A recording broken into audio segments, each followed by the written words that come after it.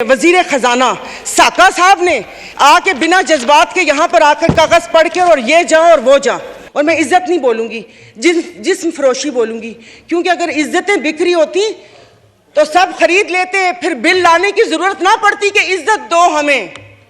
सब यहाँ पर बैठे हुए इज्जतें खरीद लेते अगर इज्जत बिक्री होती। मेरे भाई ने परसों मुझे मैसेज किया और उसने बोला कि दुआ करोगे मैं मर जाऊं, और वो सिर्फ एक मेरा भाई नहीं है, मैं पूरे अपने जो भाई जिनका राब्ता मुझसे नहीं है मैं उनकी मैं बात कर रही हूं। जनाब स्पीकर, कल मैं गई थी, वो जिस बंदे ने 4 टमाटर और 4 आलू लेकर 400 उसके पास नहीं तो उसने पर्स निकाला, मैं शर्म से गड़ के मर गई।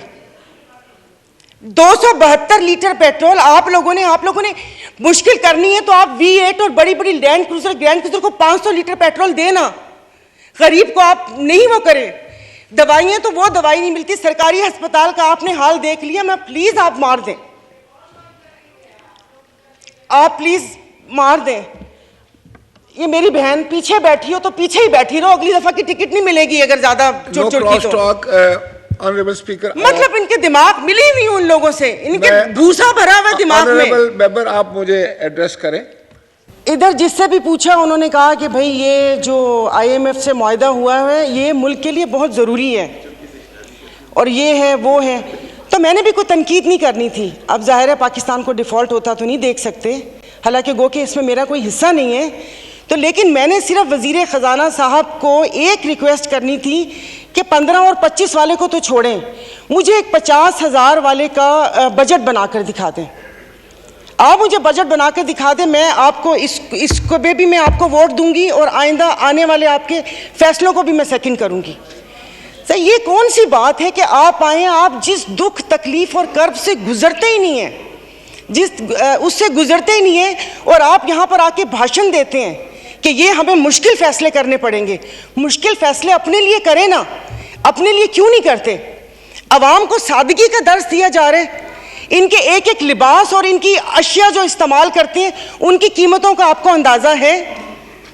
डेली एक फोटो शूट आता था, 15 लाख रुपए का कोट, 10 लाख का जूता, 15 लाख का स्कार्फ। ये एक पाकिस्तान जो डिफॉल्ट हो रहा है, वेंटिलेटर पर है, उसकी आवाम को ये मजाक एक तस्वीर ट्विटर पर डेली शेयर होती थी।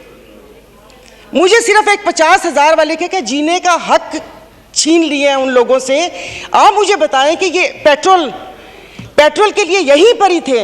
मेरी एक और आपसे रिक्वेस्ट है कि कोई ऐसा रूल है कि जो हुकूमत है वो यहीं बैठी रहे और अपोजिशन के वो बेंच हो जाए, क्योंकि मेरे ख्याल में इन बेंचेस में, इन चेयर्स में कोई प्रॉब्लम है कि यहाँ पर बैठने वाला बोलता है और वहाँ पर जाकर सुम्मुन बुकमुन उम्यून बन जाते हैं ये लोग, इनकी जुबान नहीं चलती।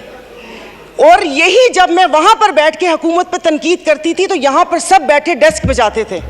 आज जब मैं यहाँ पर खड़ी होकर हुकूमत पर तनकीद करती हूँ तो उन सबको प्रॉब्लम होता है। तो जनाब स्पीकर, इन्होंने तो यहाँ तकरीर कर दी, इस तकरीर के बाद अगर इतनी हिम्मत है, कल मैं एक ग्रोसरी शॉप तक गई थी, वो भी कोई F6 नहीं गई थी, यहाँ कोई चाइना मार्केट के पीछे कोई दुकान है, वहाँ पर जाकर आप लोगों की तकलीफ, उनकी आंखों से उनका अंदाज़ा लगा लें। मुझे यहाँ पर कल ये करंट डेफिसिट और खुदा जाने क्या क्या बता रहे थे, मैं या आप अपने हलके में जाकर किसी गरीब आवाम को क्या इनको करंट डेफिसिट बताएंगे कि हमारी अयाशियों से तुम लोग इस साल तक पहुंचे हो, अब तुम ही लोगों को बर्दाश्त करना पड़ेगा, ये कुर्बानी तुम लोगों को देनी पड़ेगी। लेकिन फिर मैंने सोचा कि कुर्बानी तो हलाल जानवर की जायज़ है, तो इसका मीन हम हलाल हैं, जिनकी कुर्बानी नहीं है उनकी कुर्बानी जायज़ नहीं है। अब आप देख लेंगे कि यहाँ पर उठते ही जो बोला था, मैं आज इस फोरम पे अपनी पार्टी की तरफ से, मुस्लिम लीग फंक्शनल और सदर पीर पगारा और सदरुद्दीन शाह की तरफ से मैं आप बिलावल साहब को मैं दावत देती हूँ कि आप सिंध से महंगाई मार्च शुरू करें, हम आपके साथ हैं। और मैं अपने MQM के भाइयों को भी कहती हूँ कि वो वहाँ से यहाँ आए थे ना कि महंगाई है, तो ये वक्त है अपनी महाजर कौम के सारी गिले दूर करने का, कि तब भी आप लोगों के साथ थे महंगाई के लिए और आज भी इस हुकूमत को लात मारी है इस महंगाई की वजह से। लेकिन हम यहाँ पर बैठ के सिर्फ बातें करेंगे। यहाँ पर मेरी कुछ मेंबरान से बात हुई है, नाम नहीं लूँगी मैं, एक से मैंने कहा कि कल तुम डेस्क तो ना बजाते, सुन ली थी तकरीर, कहता गरीब पैदा क्यों होता है, गरीब का कसूर है। इधर किसी ने मुझे बोला कि मुसलमान को सब्र और शुक्र का दर्स दिया गया है, सब्र शुक्र करें, पूरी दुनिया में महंगाई है। मैं टिम हॉर्टन्स और क्या कहते हैं PSL का मैच देखने वाले और कराची दो दरिया में खाने वालों की बात नहीं कर रही।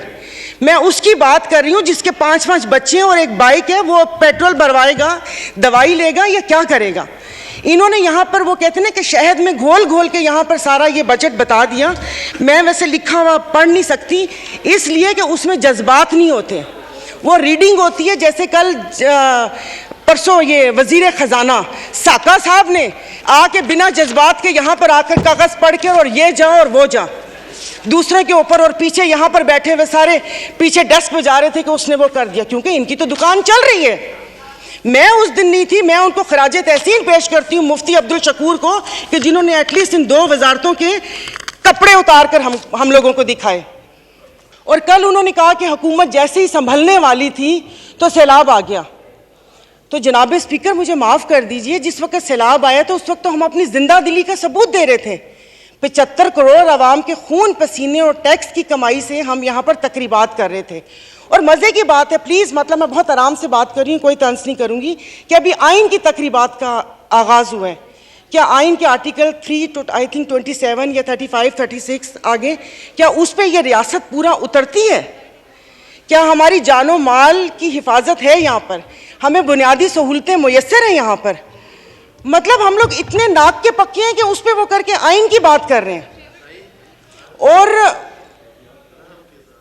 ये हालात इस नहद तक ना पहुंचाएं कि हम अपनी बड़ों की कुर्बानियों को बेफजूल समझें, क्योंकि गोरे से तो लेके रहेंगे पाकिस्तान, ये नारे लगाकर हमने आज़ादी तो ले ली, अब मैं किससे आज़ादी मांगूं? क्या गोश्त खाने के लिए हमने आज़ादी मांगी थी कि खुला गोश्त यहाँ पर खाने को मिल जाए? उसके अलावा तो कुछ भी नहीं है। और मुझे माफ़ कर दीजिएगा कि उस कश्मीर वाले दिन में यहाँ पर ना वज़ीर आज़म थे, ना वज़ीर ख़ारजा थे, ना दिफा मिनिस्टर थे, और ये यहाँ पर कश्मीर का वो हो रहा था। और जो मोदी की कहानी सुना रहे थे, मुझे तो एक सेकंड के लिए, मैं तो उस वक्त आई थी, मैं समझी कि आप शायद यहाँ के हालात सुना रहे हैं। मुल्क को पता नहीं आप लोगों ने कहाँ से कहाँ पहुँचा दिया। टैक्सीज की बात करें, जैसे अभी मेरे भाई ने बोला कि रमज़ान आने वाला है, मशरूबात पर, अरे मीठे मशरूबात पर क्यों टैक्स लगा रहे हैं? कड़वे मशरूब को लीगल करके उसके ऊपर टैक्स लगाएं ताकि रेवेन्यू भी मिले पाकिस्तान को। मीठे मशरूबात एक गरीब रोज़ा रख के एक उसकी ख्वाहिश होती है रूह अफ़ज़ा पीने की या वो करके, और उन्होंने कहा बाकी चीज़ों पे टैक्स नहीं लगा। मुर्गी गोश्त महंगा नहीं हुआ, वो अल्हम्दुलिल्लाह हमारे पाकिस्तानी खुद ही महंगा कर लेंगे। जनाब स्पीकर, अभी वज़ीर आज़म साहब ने कहा था कि ये जो थर कोल है ये गेम चेंजर होगा, उसके ऊपर तो टैक्स लगा दिया। वो क्या गेम चेंजर होगा?